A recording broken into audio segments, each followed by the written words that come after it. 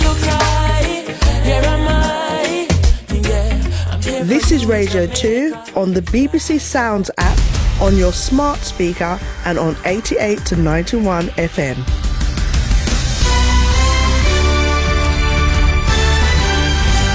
BBC News at 9 o'clock. This is Adam Porter. The government in Pakistan says early estimates put the damage from flooding in the country at more than $10 billion.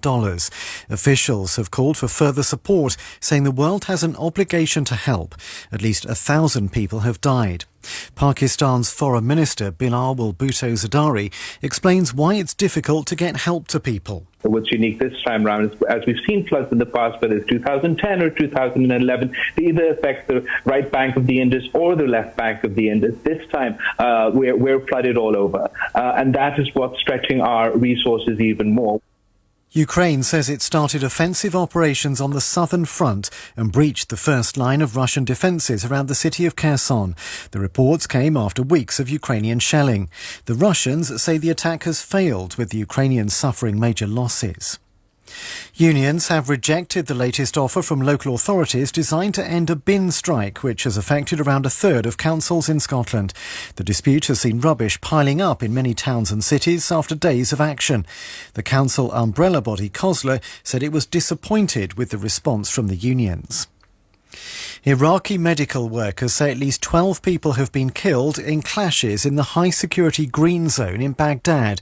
Earlier, supporters of the powerful cleric Muqtada al-Sadr stormed the presidential palace after their leader announced he was leaving politics. A nationwide curfew's in force. Sebastian Usher reports. Gunfire has been echoing in Baghdad after hundreds of Sadr's supporters broke through security and entered the presidential palace in immediate defiance of a curfew. Many then posed for pictures in a swimming pool in the compound, holding up pictures of Muqtada al-Sadr. They'd already been staging a sit-in inside the Green Zone for several weeks, which they began after first having stormed Parliament. Sadr then ordered them to leave the building, which they did. There's new uncertainty, though, after the Shia cleric declared what he called his final retirement from politics. NASA says it's hopeful it can successfully launch a rocket to the moon as soon as Friday, after this afternoon's attempt had to be called off. The uncrewed Artemis 1 had been scheduled to take off from Cape Canaveral in Florida earlier, but was cancelled after technical issues emerged. The US Space Agency said safety was the priority.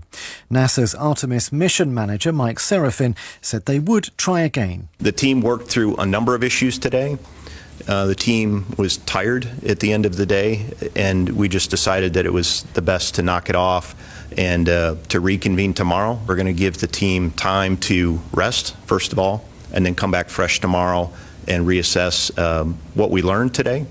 The French tax authority says it's been able to collect millions of euros from homeowners after using a new artificial intelligence programme to identify thousands of undeclared swimming pools. The software learned how to spot pools on aerial images, which were then cross-checked with land registry databases. BBC News, it's 9 minutes past. Cerys